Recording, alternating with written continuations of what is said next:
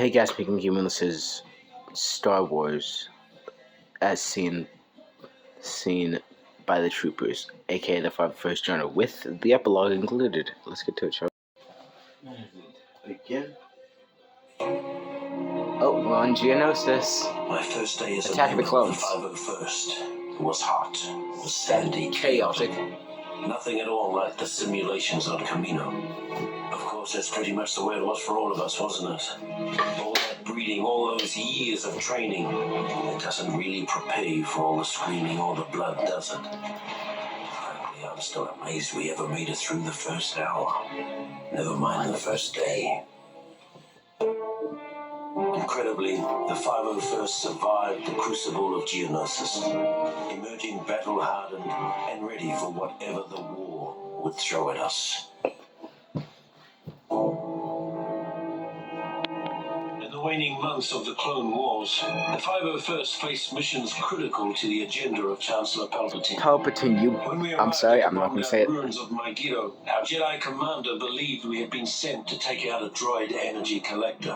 What Ki-Adi-Mundi didn't know, however, was that our unit of the 501st was really after an experimental Megiddan power source that the Chancellor wanted for his super laser. Keeping Mundi in the dark wasn't easy.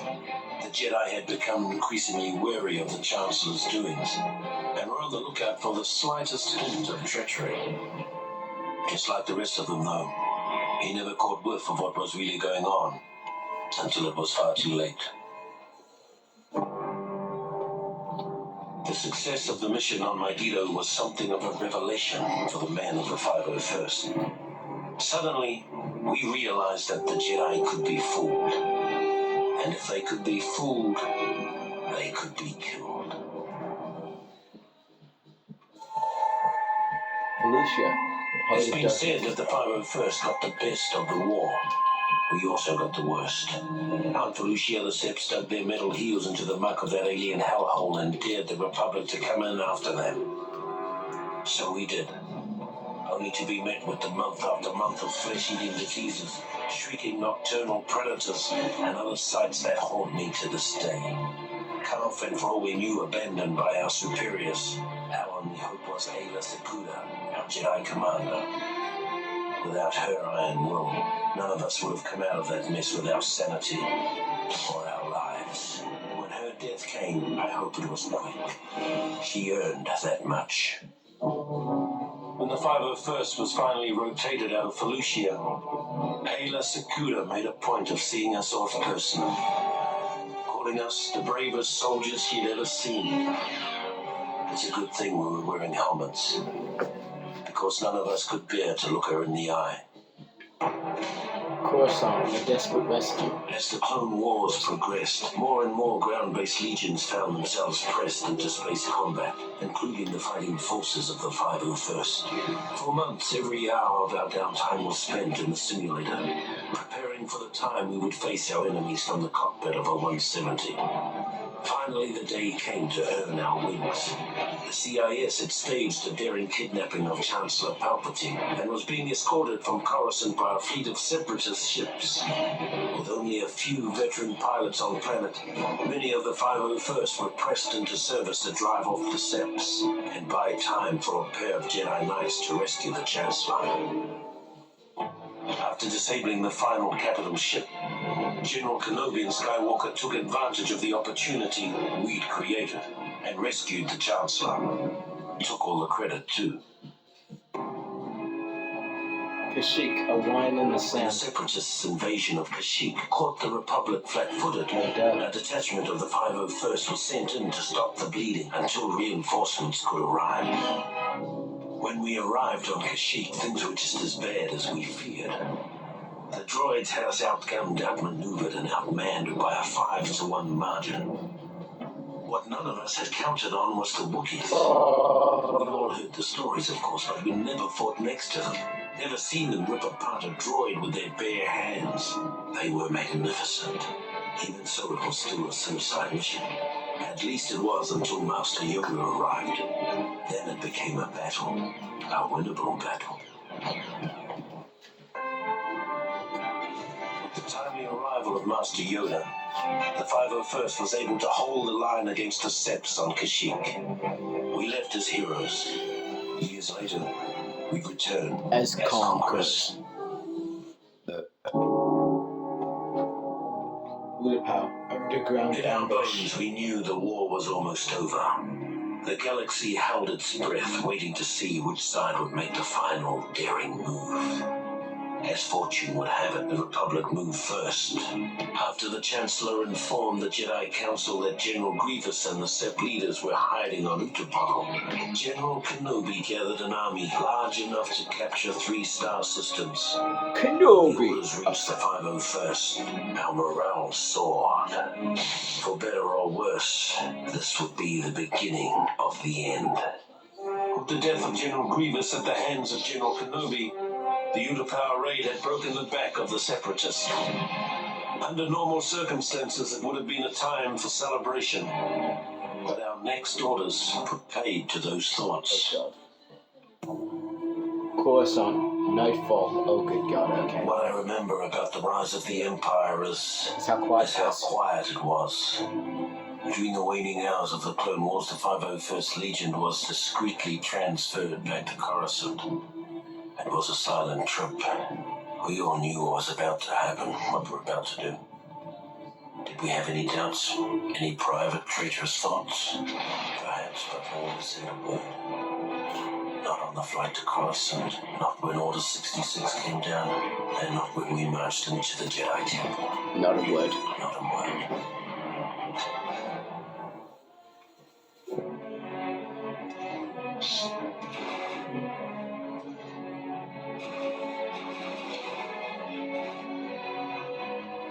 With the fall of Coruscant and the elimination of the traitorous Jedi, Palpatine's rise to power was complete. In recognition of our service and loyalty to the Emperor, the 501st were placed under the direct command of Lord Vader. The Emperor decided that an army of genetically identical soldiers was too susceptible to corruption. Future troopers would be cloned from a variety of templates. Armed with deadly new weapons, blazing new ships, and shiny new armor, our presence let the galaxy know that the days of the old Republic were well and truly over. We were establishing a new era, an era of order and peace.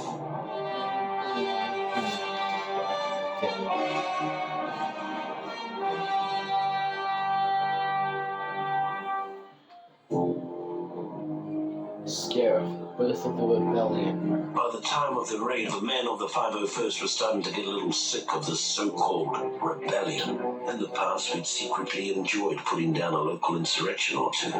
They kept the troops sharp and the Empire feared. But these rebels were different. They were organized, they were growing, and they were everywhere.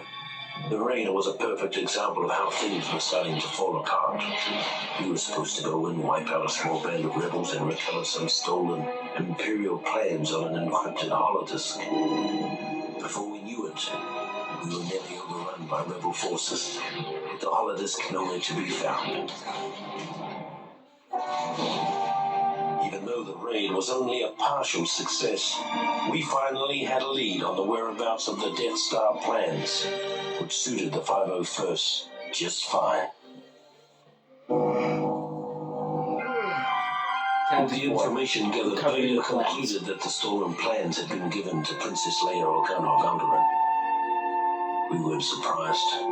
For all their talk of being a peaceful planet, Alderaan had been thumbing its nose at the Empire for years. After a brief and pointless battle, we boarded the ship the Tantive 4 over Tatooine, began looking for the plans, and waited for Lord Vader's arrival. After Lord Vader took custody of Princess Leia, we all figured it was just a matter of time before she coughed up the plans.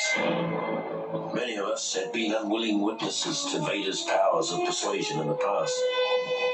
The thought of a pampered little princess resisting his terrible will was inconceivable. The Death Star prison break. Once it was finally finished, the Death Star was the Emperor's favorite toy. It was also the most boring assignment in the galaxy for a stormtrooper. Tedious inspection drills, endless hours of guarding impregnable force field generators. Things got so bad that when a prison break erupted in the cell block, we were almost happy to have someone shooting at us again. If only we'd known what an embarrassing snipe storm we were about to wade into. We probably would have jettisoned the whole detention block into space. After the embarrassment of the prison break, Lord Vader removed us from our comfortable belay and began dragging the 501st across the galaxy in a dangerous hunt for the now missing Death Star plans. Ironically, our punishment eventually proved to be our salvation. The poor souls who took our place in the detention area were completely wiped out when the Death Star was destroyed. Yavin orbit, Vader's fist strikes back. When the Death Star was destroyed, about half of the 501st Legion was still in the hangar getting into their ships. Of those who made it out, another third were caught in the explosion. I'd fought with some of those men for over 20 years. Afterwards, those of us that survived hooked up with a nearby Imperial fleet making a retaliatory strike on the rebels' base on Yavin 4. It wasn't the best thought-out plan, but we were cut off from our leaders, tired, and operating on instinct. If not for our training, we probably would have never gotten past their orbital defenses. And so the battle over Yavin came to an end. I'm told we destroyed hundreds of rebel ships that day. Even if it had been thousands, it wouldn't have made up for the Death Star. Hoth, our finest No one hour. ever complained about the cold on Hoth. We never felt it, even though we were blinded by blizzards. We could see the final end of the rebellion in our blaster sights. Was it only a mirage, perhaps? But on that day, on that planet, our blood ran hot with dreams of victory, melting the ice that stood in our way.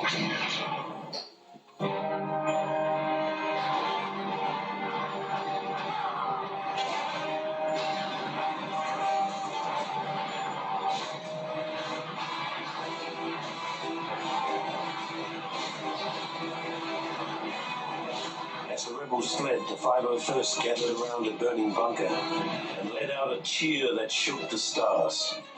The rebellion was done. The Death Star was being rebuilt bigger than ever. Order had finally returned to the galaxy, in no small part due to the efforts of the fighting men of the 501st.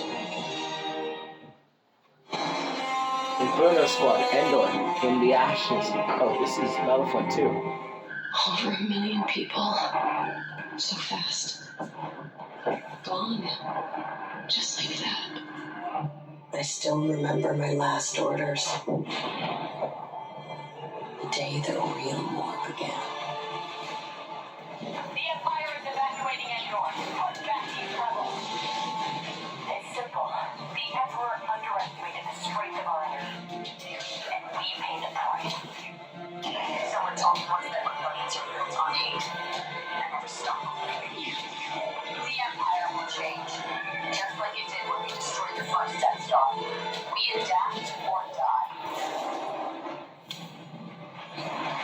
Today, the rebellion dies. We will bring order and stability to the galaxy.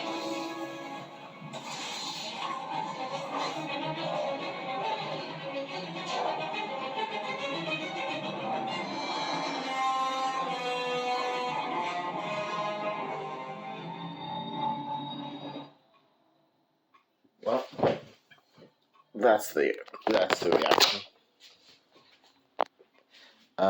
I really liked it. Specifically, I think I liked Vader's fit. I think I liked the Death Star was the one that the Death Star and Kashyyyk were my favorites. Other than that, to it, I give it a 10 out of 10. This is King Knight signing off. I'll see you later. Peace.